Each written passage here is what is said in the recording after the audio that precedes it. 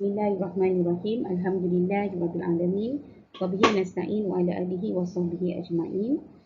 Alhamdulillah, saya Dr. Hafizah binti Muhammad Haribi daripada Kolej Syarif Islam Antarabangsa Selangor akan membentangkan tajuk berkaitan dengan elemen dalam model pemulihan holistik terhadap komuniti lesbian, gay, bisexual dan transgender atau ringkasnya LGBT.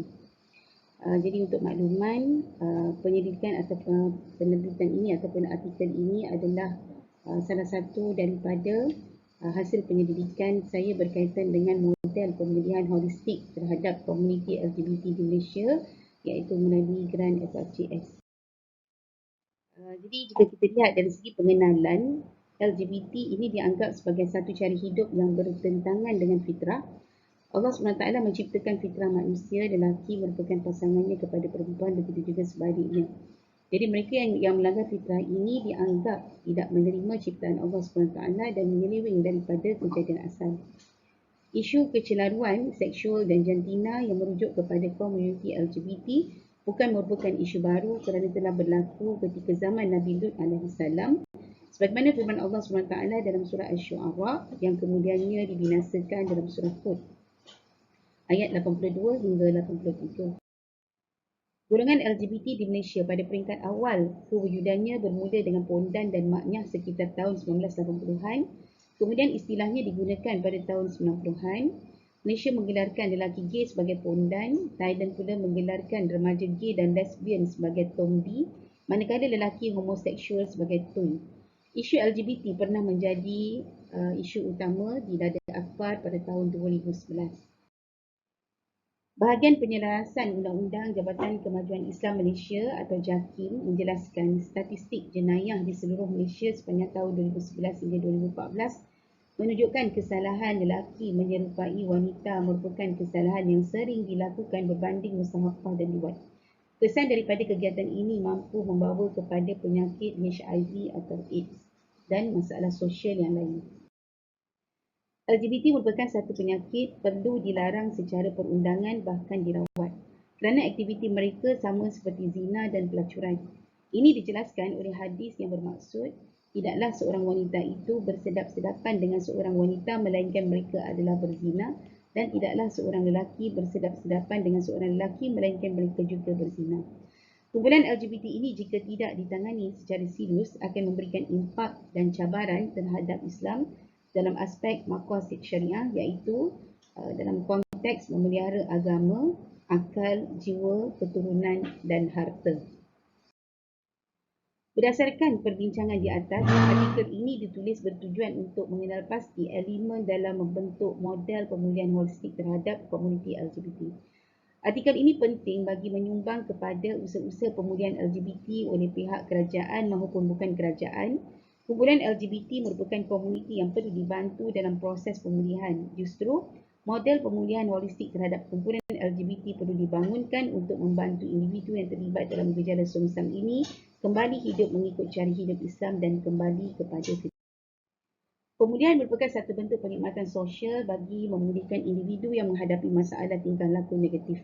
Pemulihan mencakupi aspek-aspek kehidupan peribadi, keluarga, masyarakat dan negara. Antara pengkaji barat yang memfokuskan kajian berkaitan sumber program dan aktiviti pelaksanaan pemulihan iaitu Gedrew dan Rose, Collin, Epps dan Kedrick, Barton, Bramley, Brower serta Bonfils dan Schmelinger. Daripada kajian-kajian pengkaji ini didapati bahawa ciri-ciri pemulihan yang berjaya bukan sahaja dari segi pendekatan yang digunakan, tetapi juga elemen-elemen pelaksanaan program seperti penyediaan kemudahan, kemahiran pelaksana, sikap pelaksana, proses pengajaran, sokongan pentadbir dan penilaian program. Kesemua elemen ini dikatakan sebagai penggerak kepada sesebuah program pemulihan. Menurut Kamus Dewan edisi keempat, elemen ialah sesuatu yang menjadi bahagian dalam sesuatu keperluan unsur. Elemen pemulihan.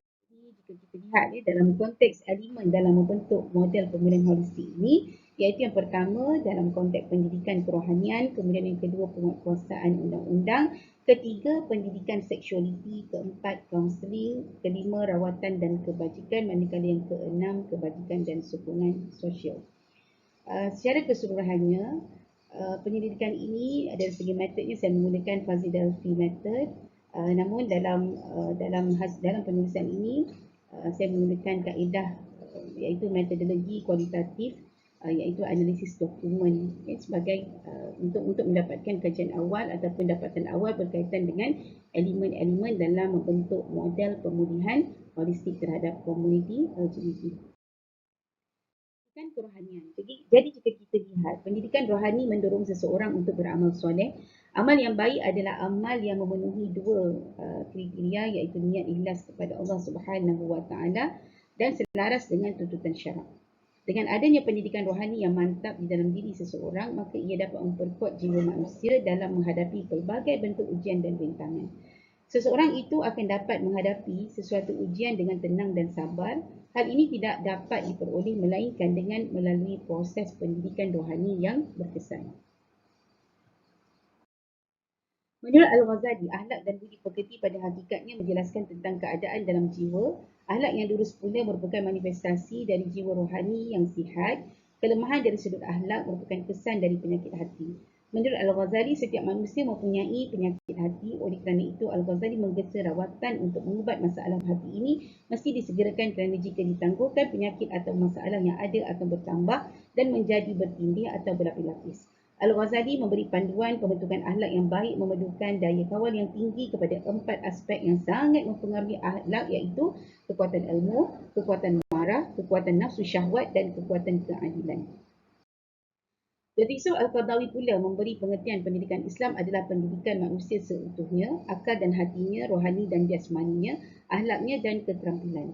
Pendidikan Islam menyiapkan manusia untuk hidup baik dalam serta menyiapkan untuk menghadapi masyarakat dengan segala kebaikan dan kejahatan.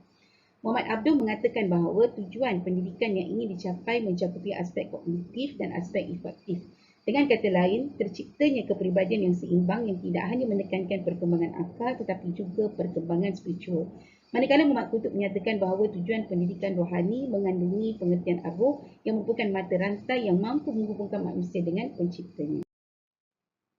Tujuan utama pendidikan rohani adalah untuk membantu manusia meninggalkan apa yang dibenci oleh Allah Subhanahu Wa Taala dan menerima apa yang diridai oleh Allah Subhanahu Wa Taala. Pembinaan akidah yang sempurna dan sesuai dengan landasan syariat Islamnya adalah merupakan tunjang penting dalam pembentukan masyarakat yang harmoni serta cemerlang duniawi. Turki Rabih menyatakan falsafah pendidikan Islam dibina berasaskan 4 rukun, iaitu iman yang teguh, akhlak yang baik, berilmu dan amal soleh di dunia dan akhirat. Penguatkuasaan sistem perundangan di Malaysia merupakan sistem yang sangat unik kerana ia melaksanakan sistem perundangan yang terdiri daripada perundangan sivil dan syariah. Perundangan syariah yang dilaksanakan di Malaysia terdiri daripada 2 kategori, iaitu Undang-Undang MAL dan Undang-Undang Jenayah. Undang-Undang MAL ialah undang-undang yang mengawal hak dan tanggungjawab liabiliti sibil antara seorang individu dengan individu lain atau masyarakat. Manakala Undang-Undang Jenayah adalah undang-undang yang mengawal dan menghukum perlakuan yang dianggap salah di sisi prinsip serta perundangan jenayah syariah yang dilakukan oleh individu terhadap individu lain atau masyarakat. Ia merupakan satu cara bagaimana perilaku individu dalam masyarakat dikawal. Dalam erti kata lain, sekiranya sesuatu perlakuan yang melanggar undang-undang jenayah syariah, maka orang itu bertanggungjawab dan akan dihukum.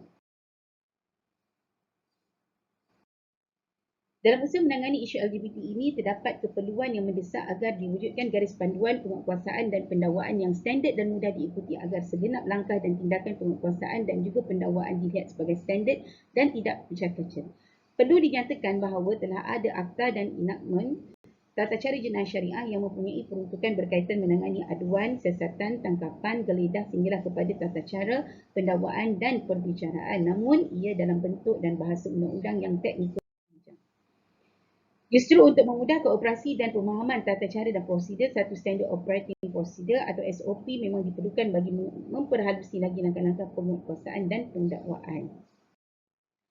Parlimen di peringkat Persekutuan dan Dewan Undangan Negeri di peringkat negeri hendaklah lebih progresif tetapi inklusif dalam rangka membahas dan meneruskan peruntukan undang-undang yang lebih spesifik tetapi bersifat tegas demi membendung gejala LGBT atau dalam erti kata yang lebih tepat menjenayahkan LGBT.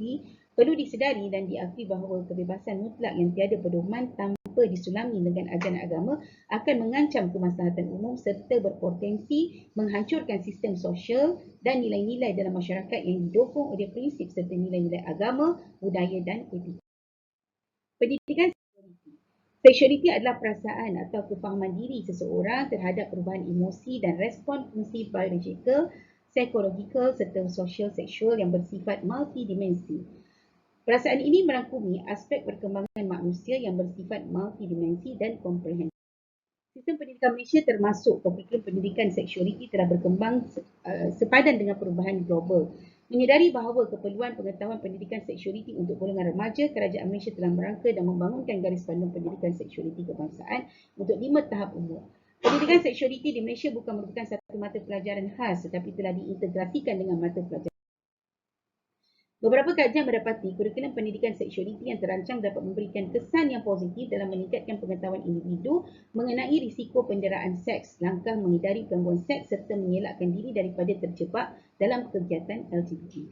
Selain itu, pendidikan seksualiti adalah satu proses memberikan didikan dan maklumat tentang perkara-perkara berkaitan lelaki dan perempuan berlandaskan konsep keimanan dan ketakwaan kepada Tuhan yang Aspek keagamaan juga perlu diterapkan dalam pendidikan seksualiti. Kebanyakan agama seperti agama Islam dan Kristian turut memberikan garis panduan tentang isu seks dalam kitab Al-Quran dan Bible. Tinjauan pengkaji mendapati kebanyakan ajaran agama juga melarang hubungan seks sebelum kahwin bagi memelihara kesejahteraan manusia.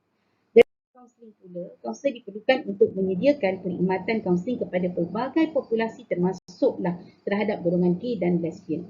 Pada tahun kebelakangan ini, kaunseling klien lesbian, gay, bisexual dan LGB telah dibangunkan oleh beberapa pengkaji untuk meningkatkan pengetahuan dan kemahiran.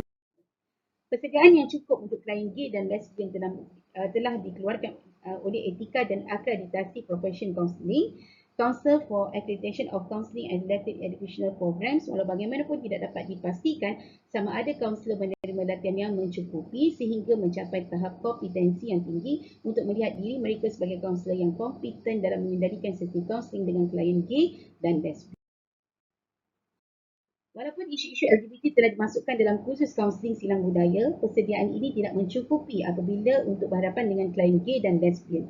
Hal ini penting bagi kaunselor untuk mengkaji kurikulum latihan mereka untuk dimasukkan topik khusus untuk kaunseling gay dan lesbian individu kerana ia adalah jelas bahawa program latihan bertanggungjawab untuk membantu pelatih membangunkan kecekapan untuk bekerjasama dengan klien. Rawatan kebajikan. Jadi jika kita lihat dari aspek kebajikan sebagai satu sistem kegiatan yang teratur bagi pelbagai perkhidmatan sosial yang tujuannya untuk membantu individu dan kelompok bagi mencapai kualiti hidup yang lebih memuaskan. Kebajikan sosial dilihat sebagai satu keadaan yang sejahtera mencakupi aspek fizikal, mental dan sosial. Berdasarkan kepada kedua-dua pengertian tersebut, salah seorang daripada scholar kita telah mendefinisikan kebajikan sosial sebagai satu set usaha untuk mengubah atau meningkatkan keadaan yang sejahtera baik dari aspek fizikal, mental dan sosial. Kebajikan sosial dan masyarakat memainkan peranan yang penting untuk meningkatkan kesejahteraan masyarakat melalui perkhidmatan yang disediakan dan pembangunan sosial yang profesional dan perkongsian tanggungjawab yang strategik. Objektifnya adalah untuk mewujudkan masyarakat yang berbudaya, penyayang dan yang serba lengkap dari segi keperluan asas. Ini akan dijalankan menerusi pembangunan masyarakat melalui perubahan sikap dan peningkatan keupayaan untuk dan sokongan sosial. Sokongan sosial didefinisikan sebagai kepelbagaian tingkah laku membantu dalam bentuk kebendaan, kasih sayang, nasihat yang diberi dalam interaksi. Bantuan dan sokongan terhadap keluarga berisiko dapat menolong ahli keluarga mengurangkan tekanan yang dirasai. Seterusnya, menggalakkan ibu bapa dalam keluarga berisiko mempamerkan kasih sayang mereka terhadap anak. Selain itu, sokongan sosial dalam aspek instrumental, contohnya bantuan terhadap tugas seharian dan emosional, contohnya sokongan moral daripada ahli keluarga dan bukan ahli keluarga telah dikenal pasti dapat mempengaruhi penerimaan ibu bapa terhadap anak-anak. Manakala Albert Edelman mendefinisikan sokongan sosial sebagai komunikasi secara lisan dan bukan lisan antara pembekal dan penerima untuk mengurangkan ketidakpastian tentang sesuatu keadaan mengenai diri atau hubungan dan berfungsi untuk meningkatkan persepsi dan kawalan diri di dalam suatu pengalaman.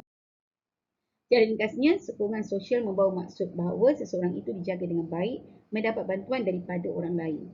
Sokongan sosial boleh dilihat dari pelbagai sumber seperti keluarga, rakan-rakan, jiran, rakan sebaya dan organisasi. Sokongan sosial yang diberi oleh pihak kerajaan dikenali sebagai bantuan. Dan segi kesimpulan, bagi umat Islam, isu lesbian, gay, bisexual, transgender atau ringkasnya LGBT adalah isu akidah yang sangat serius. Status jantina dan orientasi seksual menginjurkan golongan mengamalkan LGBT itu akan menyebabkan berlakunya kerosakan yang sangat besar terhadap hukum hakam dalam perkahwinan, faraid dan keturunan manusia. Bagaimanapun Islam menzahirkan pendekatan cukup indah dan terbaik, iaitu masalah LGBT yang melanda seluruh dunia ketika ini perlu dibendung dengan bijaksana. Bukannya bersifat menghukum, tetapi ingin mendekati mereka dengan memberi keadilan serta mengajak semula kepada kehidupan diridai Allah Subhanahu. Dakwah terhadap komuniti LGBT ini jelasnya mestilah dilaksanakan secara serius di samping mempunyai pelan tindakan yang sistematik dan dilaksanakan secara holistik. Kaukus Kesejahteraan Rakyat Negara mencadangkan keperluan mewujudkan pusat tahanan dan pemulihan khas LGBT bagi merawat dan membimbing golongan itu ke arah kebaikan, kerohanian dan kesejahteraan. Kaukus Kesejahteraan. Okey, jadi jika kita lihat seterusnya, hingga kini terdapat sebanyak 12 pertubuhan bukan kerajaan NGO komuniti hijrah dalam kalangan bekas peserta yang pernah mengikuti program Muhayyam dan Jabatan Agama Islam Negeri-Negeri. Justru program-program pemulihan terhadap komuniti ini mestilah diperkasakan berdasarkan model pemulihan holistik. Usaha ini penting bagi memastikan komuniti LGBT berhijrah benar-benar kembali melaksanakan hidup bersyariat dan meninggalkan kehidupan. Sekian. Assalamualaikum warahmatullahi wabarakatuh.